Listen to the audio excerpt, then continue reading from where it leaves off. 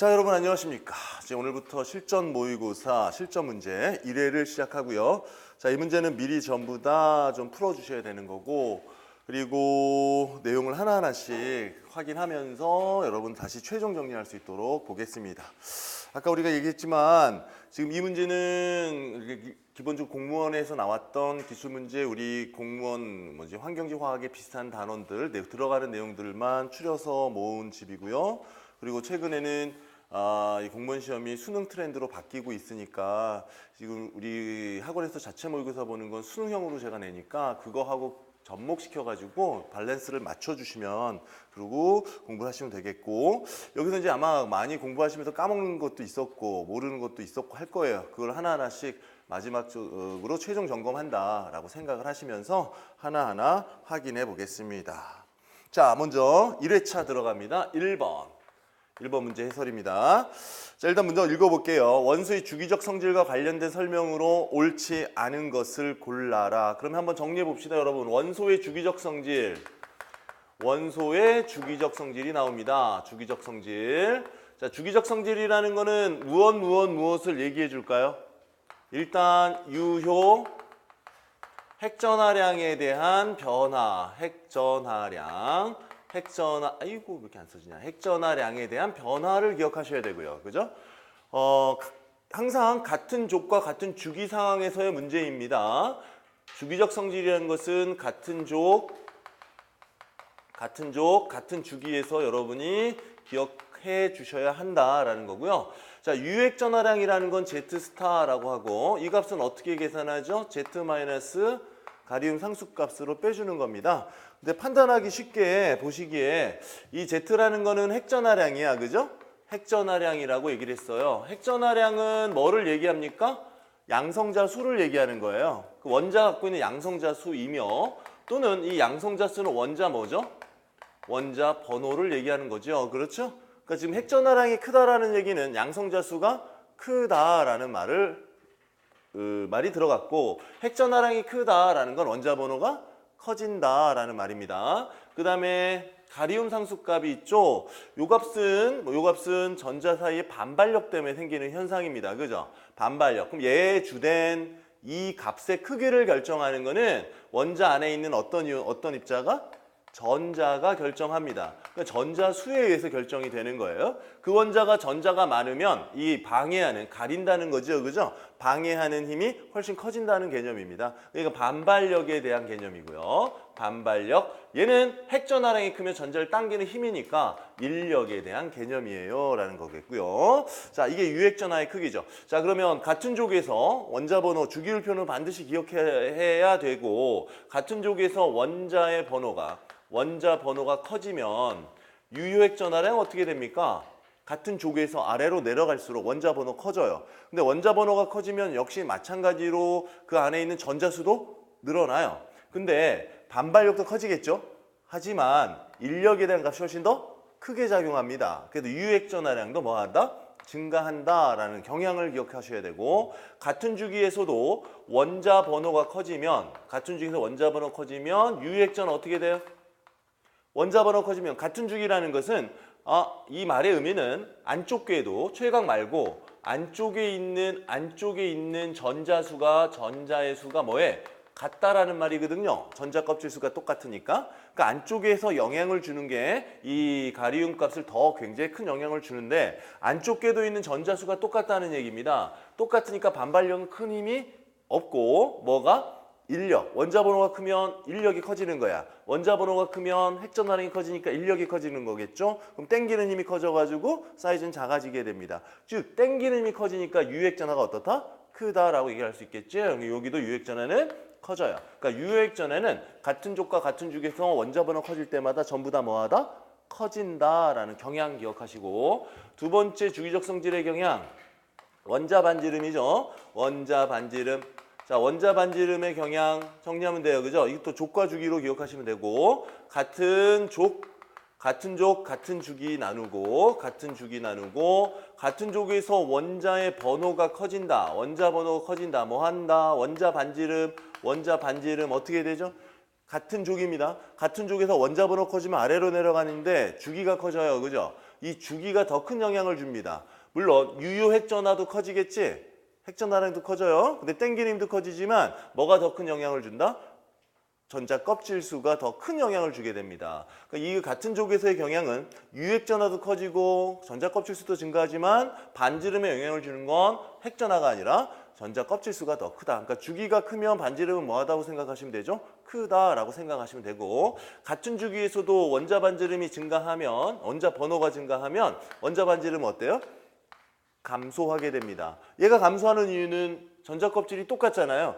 그럼 전자 껍질이 똑같으면 뭘 봐야 돼? 핵전화량 봐야죠. 유효핵전화. 그러니까 여기서는 전자 껍질 수가 껍질의 수가 주된 힘이고, 여기에서는 유효 핵전화가 주된 힘이 되는 거예요. 그죠? 자, 원자 반지름 나누시면 되겠고. 그럼 20번 중에서 원자 반지름 제일 큰 게 누구죠? 20번 중에, 주기율표 20번 중에 원자 반지름 제일 큰 게 누구죠? 일단 주기는 뭐 해야 돼? 커야 돼. 그럼 4주기고요. 20번은 4주기까지 있잖아요. 그리고 같은 주기에서면 원자 번호 클수록 작아지잖아요. 그럼 제일 조기, 원자과 전자가 작은 거 누구지? 나트륨 밑에 있는 칼륨이겠죠. 칼륨이 가장 큰 거예요. 그죠? 칼륨이 가장 크죠. 가장 작은 건 누구예요? 원자 반지름이 가장 작은 거? 자, 가장 작은 건 1주기고 1주기는 수소 헬륨이 있는데 누가 더 커요? 수소가 더 크죠. 원자과 전자가 최각 전자가 많을수록 사이즈는 작아진다 그러잖아. 그러니까 헬륨이 가장 뭐하다? 작은 놈일 거야 라는 걸 예측할 수 있다. 자, 이게 주기적 성질이에요. 이게 머릿속에 그려져야 됩니다. 주기율표를 꼭 다시 한번 확인해 주셔야 돼요. 1번부터 20번까지. 그죠? 세 번째. 자, 세 번째. 이온 반지름 뭐죠? 이온 반지름의 경향. 이온 반지름. 자, 이온 반지름에서는 반드시 이 두 개를 비교하셔야 됩니다. 뭐지? 금속 원자 반지름과 금속 걔가 이온이 되는 이온 반지름의 크기죠. 또 비금속인 경우에 원자의 반지름과 비금속의 이온의 반지름, 음이온이겠죠? 어느 게 커요? 금속 원자면. 원자가 커요? 이온이 커요?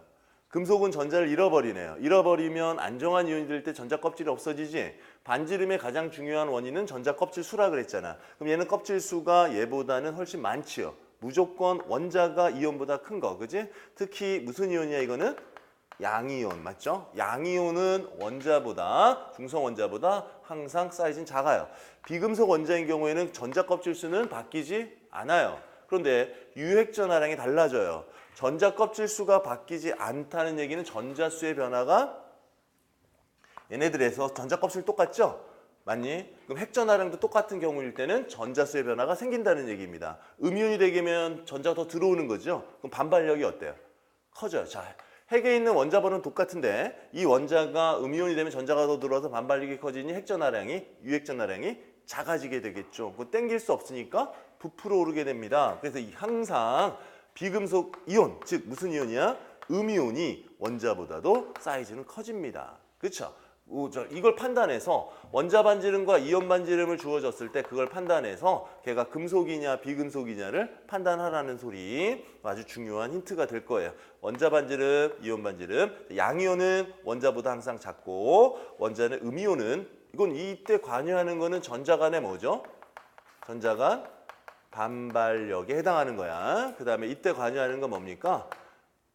전자 껍질의 수에 관여하겠죠. 자, 이런 거. 자, 그 다음에 또 네 번째 하나 더 봅시다. 이온화 에너지. 자, 이온화 에너지에 대한 거는 어떻게 정의 내릴 수 있어요? 이온화 에너지는 자, 경향상 얘네들은 같은 족과 역시 같은 주기. 자, 같은 족에서 원자 번호 커지면, 원자 번호가 증가하면 이온화 에너지 커져요, 작아져요? 같은 족에서 원자 번호 커지면 전자는 사이즈가 커지죠? 커지면 전자는 쉽게 떼낼 수 있습니다. 이온 에너지는 같은 족에서는 원자 번호 클수록 작아져요. 같은 주기에서는 조금 예외적으로 변하죠. 같은 주기에서는 원자의 번호가 커지면 이온화 에너지는 작아진다. 이러면 틀리죠. 예외가 있어요. 몇 족이 예외죠? 2족과 13족의 위치가 바뀝니다. 그지? 그 다음에 15족과 16족의 위치가 바뀌어요. 2족과 13족이 바뀌는 이유는 오비탈의 에너지 준위 때문이야. p오비탈하고 s오비탈의 차이고요.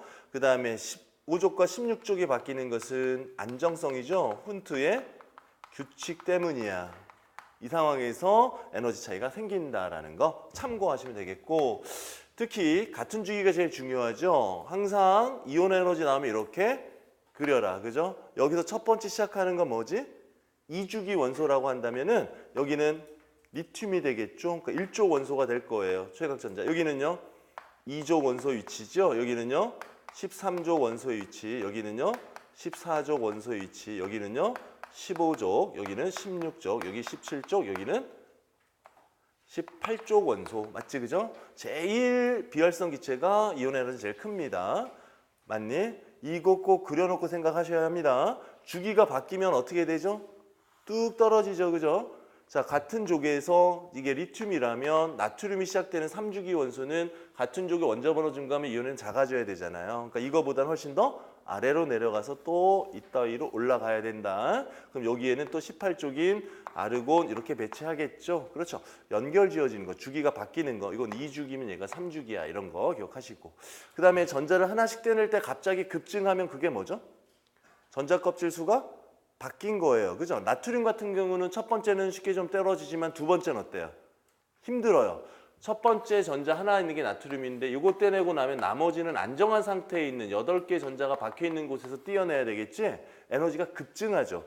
자, 전자를 하나씩 떼내는 걸 순차적 이온 에너지라고 그러고요. 이게 갑자기 급증하면 뭐죠? 갑자기 급증하면 전자 껍질이 바뀌었구나. 그래서 이 이온 에너지를 통해서 순차적 이온 에너지가 있고 순차적 이온화 에너지가 있고 전자를 떼내고 떼낼 때 갑자기 뭐 할 때? 급증할 때 그게 전자 껍질이 바뀌는 거고 그럼 순차적 이온화 에너지를 통해서 알 수 있는 거는 뭐 알 수 있어? 최애각의 뭐죠? 최애각 전자수를 알 수 있어요. 이 전자수를 떼내면 되니까 갑자기 급증하기 전까지 최애각 전자수가 곧 뭐죠? 족이에요. 그죠? 족을 알 수 있다는 얘기입니다. 자, 그 다음에 순차적 이온화 에너지는요. 항상 어떤 거든요. 여러분 만약에 2원분의 2가 급증했다. 얘는 최애각 전자가 뭐지? 하나에서 두 번째 떼내는데 에너지가 커졌지? 얘는 최애각 전자가 하나짜리야. 이런 거예요. 또 만약에 2분의 2,3가 이거 잘 모르겠어요. 급증했대요. 그럼 얘는 최애각 전자 몇 개지? 이거는요. 두 번째에서 세 번째죠. 자, 이게 비율이 누가 누군지 잘 모르겠지만 급증하게 되면 그 값은 비율이 나오더라도 어때요? 무조건 커집니다. 커지는 거에서 최애각 전자수를 찾으시면 되는 겁니다. 그럼 얘는 최애각 전자가 몇 개라고요? 세 번째 급증했으니까 최애각은 2개가 있구나. 이렇게 급증한 거에 하나를 빼주면 됩니다. 알겠죠? 보통 이런 게 2n분의 2n 플러스 1 이렇게 나올 때 급증했대요. 그러면 최애각 전자는 몇 개 있어요? 여기서 급증했대요. 최애각 전자는 몇 개? n개 있는 거야 라는 걸 확인할 수 있으시면 되고 그 다음에 순차적 이온 에너지에서는 여러분 이게 이렇게 다시 한번 그려보면 자 여기가 질소고 여기가 산소라고 한다면 자 이게 이렇게 그림을 그리는 건 몇 차 이온 에너지예요? 1차 이온 에너지입니다. 그럼 질소와 산소의 4차 이온 에너지는 누가 커요? 어떻게 이동하라고요? 이 칸을 그대로 요걸 따라서 이동하시면 되는 겁니다.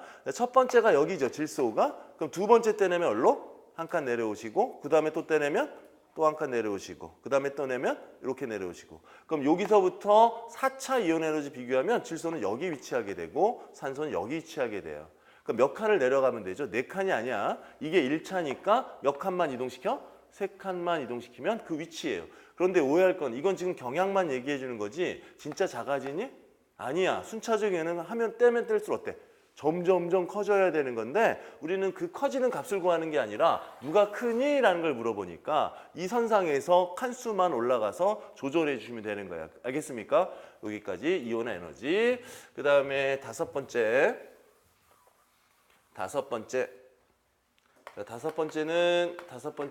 뭐 있니? 전자 친화도.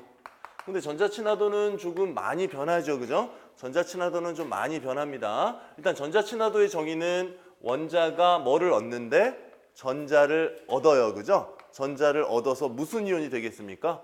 음이온이 되는데 음이온이 되는데 필요한 에너지. 그죠? 반드시 이온화 에너지나 전자친화도는 어떤 상태에서 출발해야 돼? 중성 기체 상태에서 출발해야 됩니다. 액체나 고체면 주변에 입자들이 영향을 주기 때문에 에너지를 정확히 측정할 수가 없어요. 이온화 에너지, 전자친화도. 이온화 에너지는 무슨 이온이 되는데 필요한 에너지야? 전자를 떼내니까 이온화 에너지는 양이온이 되는데 필요한 에너지고, 전자친화도는 전자를 얻는 음이온이 되는데 필요한 에너지. 맞죠? 그럼 전자친화도가 제일 큰 게 누구이어야 하죠? 주기율표상에서 18쪽 제외하면은 음성도 제일 큰 플로르이어야 하잖아요. 근데 그렇지 않아요. 기억하셔야 돼요. 염소가 플로르보다 전자친화도는 더 크다라는 거 기억하세요. 이건 사이즈 크기 때문에 그래. 반발력 때문에 그렇고, 일단 전자친화도는 누가 크다? 염소가 더 큽니다. 그럼 전자친화도는 이게 떨어지면 에너지를 방출하잖아요. 맞니? 방출해야 되잖아요. 그죠? 근데 이 전자친화도가 마이너스 값을, 플러스 값을 가져야 되는데 마이너스 값을 갖는 게 있습니다. 흡수돼야 음이온이 된다는 얘기죠. 상당히 되기 어렵다라는 얘기죠. 그러니까 금속류는 거의 다 마이너스 값을 전자친화도를 가져요. 그러니까 그거는 전자를 얻기가 힘들다라는 얘기입니다. 뭐 그렇게만 판단하시면 될 것 같습니다. 이건 하도 변수가 많아서 전자친화도의 의미만 보시고, 여섯 번째 전기음성도 다 암기하고 있지? 이건 꼭 다 암기를 부탁합니다. 수소는 얼마죠? 2.1, 그죠? 자, 리튬은 얼마예요?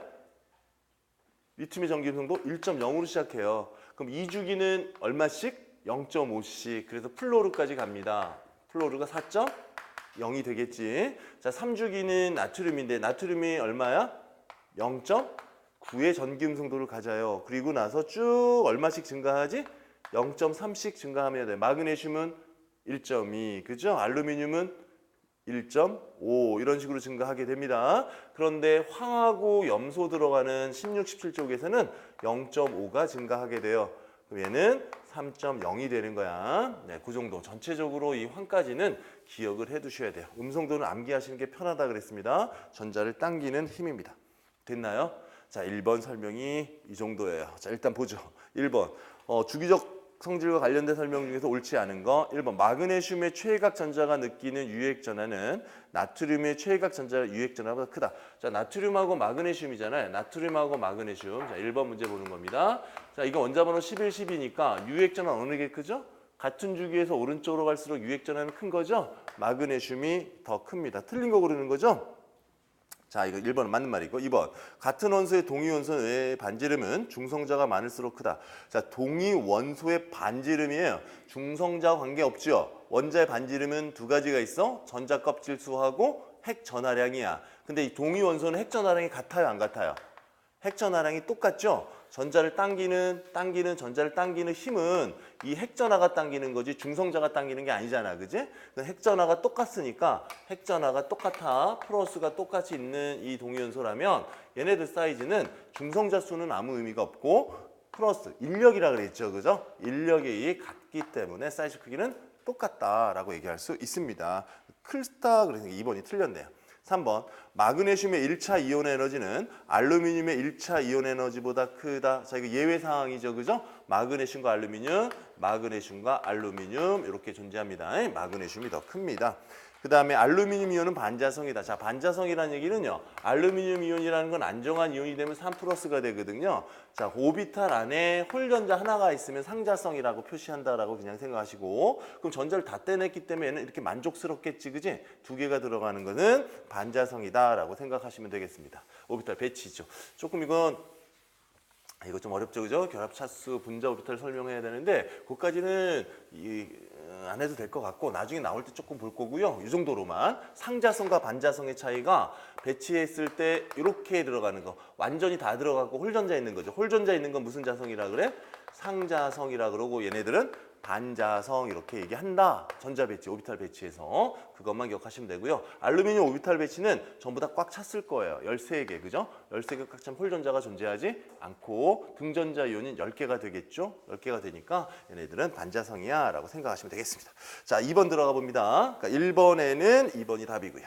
2번, 자, 알카리 금속에 대한 설명 중에서 옳지 않은 거. 자, 알카리 금속은요, 주기율표 1쪽에 속하는 거죠? 여기서 꼭 기억하실 것은 주기율표 1쪽에 속하는 원소들은 알카리 금속이니?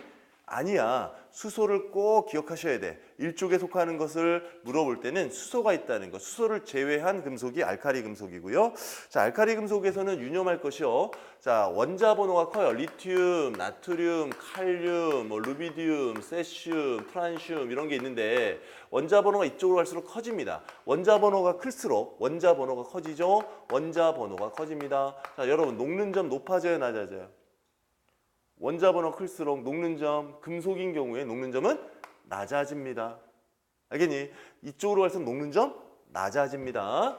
밀도 커져요, 작아져요? 밀도. 무거워지죠, 그죠? 커져야 되는데 예외가 뭐죠? 나트륨과 칼륨이 바뀐다라는 거 기억하셔야 돼요. 밀도는요, 리튬 제일 작아요. 그 다음에 칼륨, 그 다음에 나트륨. 이런 식으로 들어갑니다. 밀도 요 순서 바뀌는 거 좀 기억하시고 그 다음에 그렇죠. 반응성 어느 게 클까요? 반응성은 원자 번호 클수록 더 빨리 수소하고 물하고도 반응하고 산소하고도 더 빨리 반응합니다. 알겠죠? 이렇게 기억하시고 얘네들은 너무 반응성이 크니까 특히 여기까지 칼륨까지는 물의 밀도 1보다도 작아요. 얘네들은 떠서 반응하는 거고 얘는 무거워서 가라앉아서 반응합니다 라는 거 알아두시고요.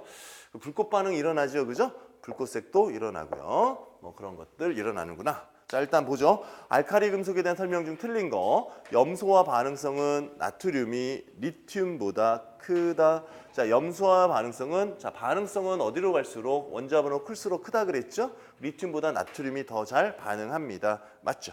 2번 원자 번호 커질수록 녹는 점은요. 원자 번호 커질수록 녹는 점 뭐 한다? 감소한다 라는 거 기억하시고 3번 물과 반응 시에 리튬이 나트륨보다 더 센 강한 환원제이다. 뭐 했단 얘기죠?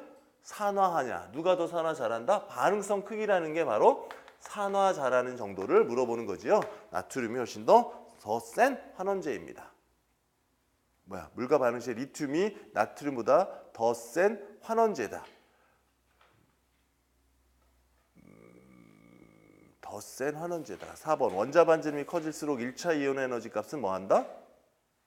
커진다. 원자 반지름이 커질수록 1차 이온 에너지는 커져 작아져? 작아지죠? 4번이 틀렸죠, 그죠? 4번이 틀렸고 4번이 답이고 그럼 이거 뭘까? 물과 반응 시에 리튬이 나트륨보다 더 센 환원제이다. 산화를 더 잘 하냐 물어보는 거지. 그럼 리튬하고 나트륨하고 센 환원제이다. 틀린 거. 자, 이런 거겠네요. 여러분 우리가 칼카나마 아라철리 준합이라고 하는 게 있죠? 칼카나마 아라철리 준합 쭉 나가잖아요. 이렇게 외워서 어디까지 외우는 거죠? 어디까지 외우죠? 금까지의 순서를 정하잖아, 그지? 근데 표준환원 전위로 이거는 지금 반응성의 일반적 경향이고요. 표준환원 전위로 정하면 뭐가 있었죠? 이쪽에 리튬이 존재합니다.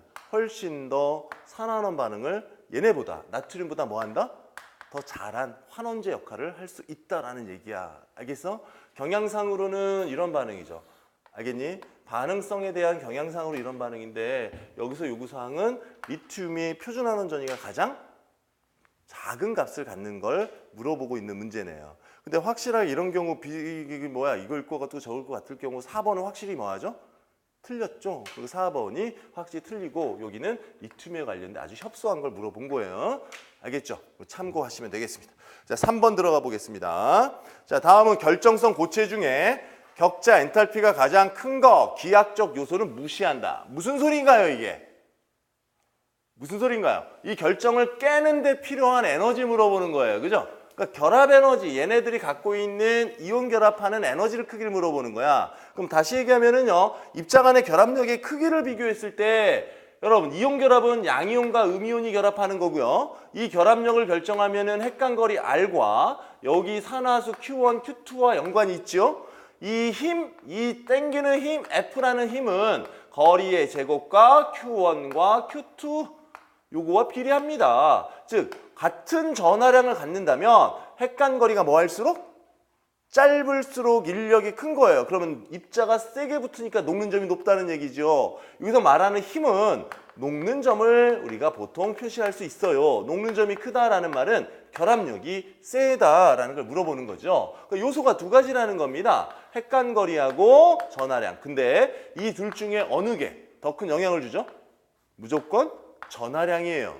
핵간거리가 크든 작든 이온 반지름이 크든 작든 신경 쓸 거 없이 전하량 큰 게 무조건 큽니다. 그럼 거기에서는 얘네들의 엔탈피, 격자 엔탈피라는 건 녹는 점, 녹여서 얘네를 끊어내는 점을 얘기하는 겁니다. 결합력을 얘기하는 거예요. 알루미늄 Al2O3인 경우에는 3 플러스 2-죠.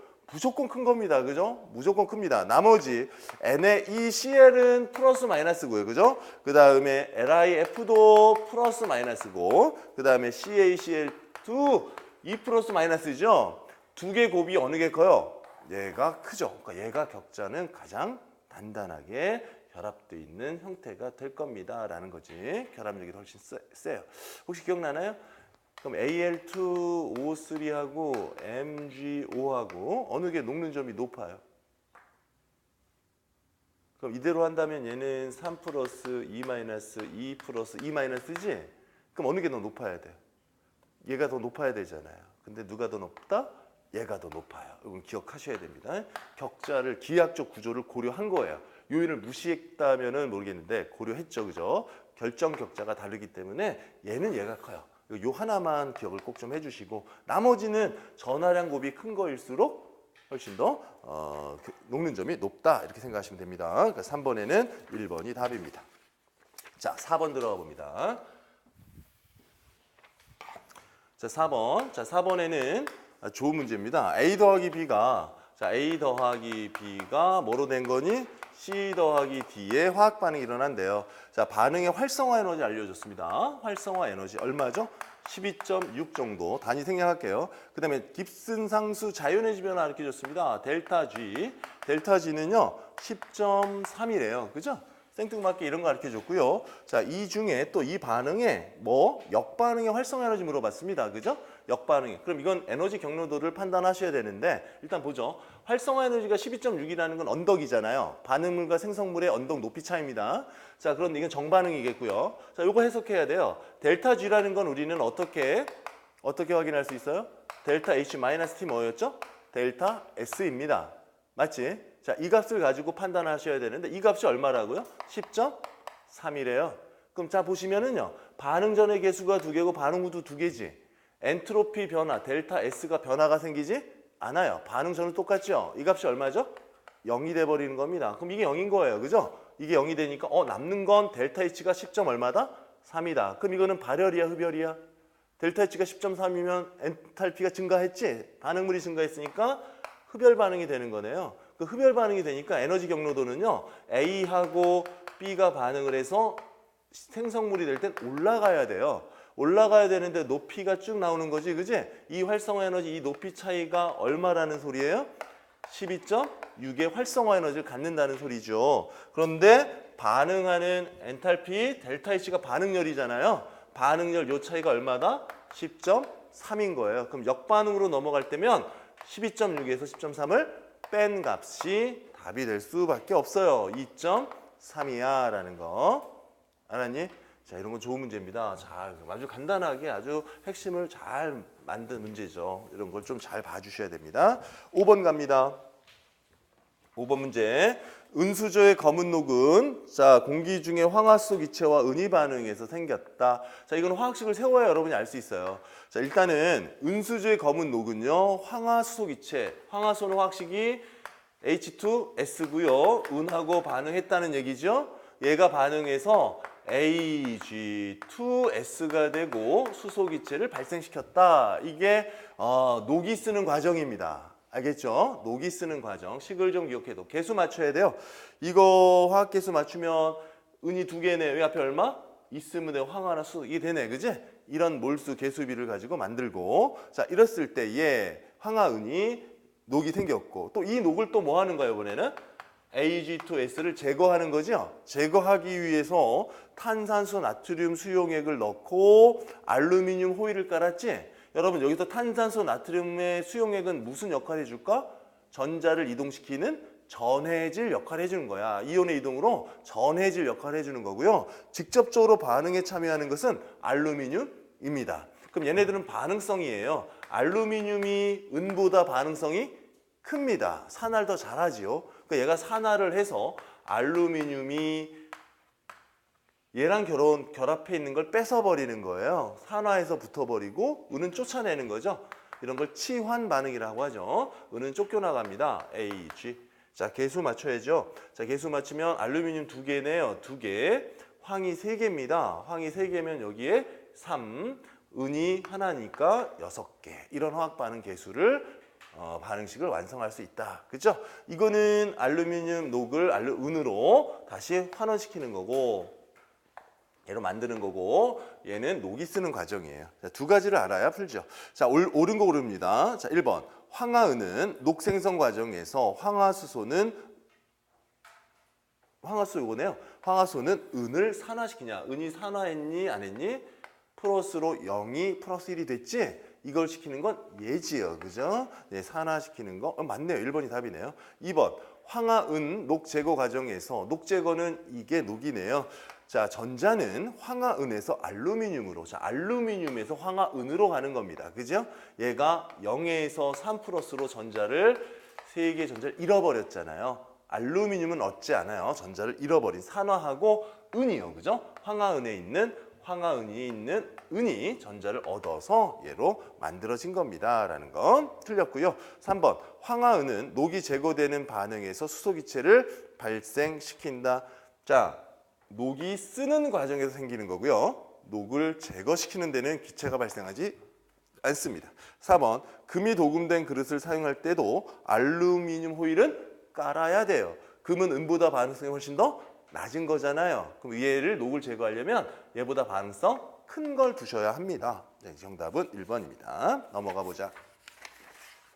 자, 6번 문제 가보겠습니다. 자, 다음 분자 중 수소, 중심 원자, 수소 사이의 결합 각도가 가장 작은 거. 자, 이거 뭐 분자 각도 물어보는 거잖아요. 자, 첫 번째 지금 6번 문제입니다.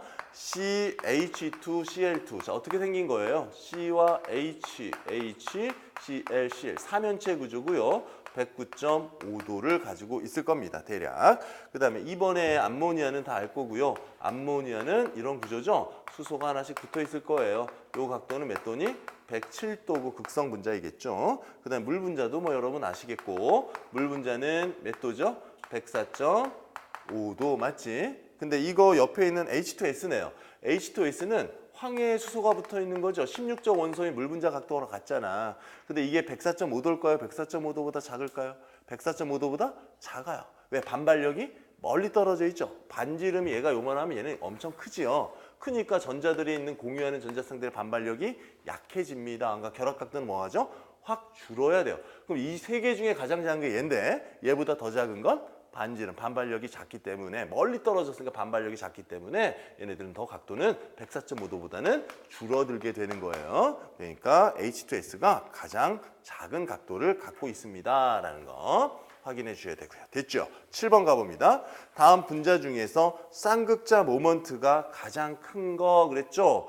자, 7번 쌍극자 모먼트는 뮤라 그러고 R 곱하기 Q 값에서 결정이 됩니다. 이건 벡터적 합이에요. R은 뭐죠, 여러분? R은 두 개의 입자가 있다면 핵과 핵 사이의 거리, 이게 R인 거죠, 그죠? 그리고 얘가 F고 얘가 H라고 해봅시다. 그럼 전기음 성도가 큰 F가 이 전자를 당긴다는 거지? 당긴다는 걸 이 쌍극자 모먼트 뮤라고 쓰는 건 화살표로 표시한 거고요. 이 화살표는 항상 전자의 이동 방향을 가리키고요. 또는 전기음 성도가 큰 것을 가리키고요. 그럼 이쪽에 전자 하나가 이쪽으로 이동했으면 이쪽은 상대적으로 플러스 성질을 띠겠지. 그래서 쌍극자 모먼트는 기본적으로는 화살표를 이렇게 표시하게 됩니다. 그러니까 이런 화살표와 이런 화살표가 있다면 누가 더 쌍극자 모먼트가 큰 거지?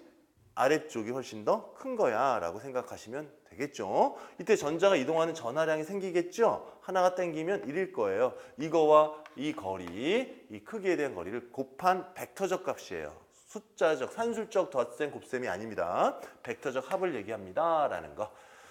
알겠죠? 그죠? 그 정도 기억하시면 되고, 이게 크다면 분명히 극성 물질이고 이 쌍극자 모먼트 합이 0이면 어떻게 돼요? 0이면 무극성 분자고요. 쌍극자 모먼트 합이 0이 절대 아니면 이건 무극성이고 이건 극성 분자가 되는 거겠죠. 그죠? 네, 그런 거 확인해 주시면 되겠습니다. 자, 일단은요. 쌍극자 모먼트가 가장 크다. 극성의 성질이 가장 크다. 한쪽으로 쏠리는 성질이 가장 크다. 그럼 누구랑 수소랑 다른 비금속인데 음성도 차가 가장 뭐한 거? 많이 나는 거 고르시면 되겠네요. 그럼 결국은 3번일 수밖에 없어요. 근데 보통 이 쌍극자 모먼트는 전기, 음성도의 차로도 표시할 수 있어. 그지? 전기, 음성도 차가 두 원자 간에 크게 난다면 쌍극자 모먼트가 크다라고 얘기할 수 있습니다. 자, 그 다음에 문제 8번 들어가 봅니다. 8번. 7번엔 3번이고요. 자, 이것도 좋은 문제입니다. 자, EN2O 오산화 이질소인데요. EN2O5. 자, 요것이 4개의 NO2 플러스 O2로 반응을 합니다.